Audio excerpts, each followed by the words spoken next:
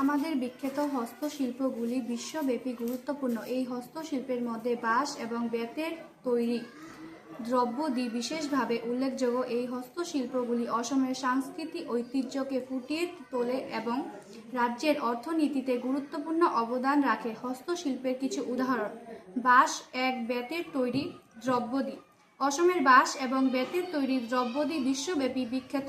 এই দ্রব্যাদির মধ্যে রয়েছে বোতল, কাপ, ঝুড়ি এবং অন্যান্য গৃহস্থলীর জিনিসপত্র। এই পণ্যগুলি তৈরি করতে অসমের কারিগররা ঐতিহ্যবাহী কৌশল ব্যবহার করে এবং এইগুলি খুবই সুন্দর ও টেকসই। কাঁথা ও অন্যান্য বস্ত্রশিল্প। অসমের কাঁথা ও অন্যান্য বস্ত্রশিল্প খুব বিখ্যাত। এই শিল্পগুলি অসমের নারীদের ঐতিহ্যবাহী শিল্পের একটি অংশ এবং এগুলি তৈরি করতে বিশেষ দক্ষতার প্রয়োজন হয়। মণিপুরী বস্ত্র। অসমের মণিপুরী সম্প্রদায়ের তৈরি বস্ত্র বিখ্যাত। এই বস্ত্রগুলি রঙিন এবং নকশাযুক্ত। পিতলের তৈরি দ্রব্যাদি। অসমের পিতলের তৈরি দ্রব্যাদি যেমন থালা, বাটি এবং ঘণ্টা বিখ্যাত। মাটির তৈরি দ্রব্যাদি। অসমের মাটির তৈরি দ্রব্যাদি যেমন পুতুল, ফুলদানি এবং থালা বিখ্যাত। বস্ত্রশিল্প।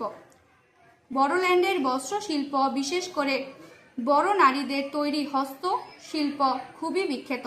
তাদের তৈরি দখনা, আরনাই এবং অন্যান্য বস্ত্রগুলি খুবই সুন্দর এবং মূল্যবান। কাঠের তৈরি দ্রব্যাদি।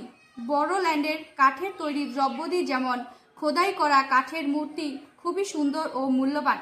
অসম তথা বড়োল্যান্ডের এই হস্তশিল্পগুলি শুধুমাত্র রাজ্যের সংস্কৃতি ও ঐতিহ্যকে ফুটিয়ে তোলে না, এবং এগুলি রাজ্যের অর্থনীতি তথা দেশের অর্থনীতিতেও গুরুত্বপূর্ণ অবদান রাখে। এই হস্তশিল্পগুলির প্রচার ও প্রসারের জন্য সরকারি ও বেসরকারি উদ্যোগ নেওয়া হচ্ছে, যা বিকশিত ভারত 2047 সালের লক্ষ্যে পৌঁছাতে সাহায্য করবে।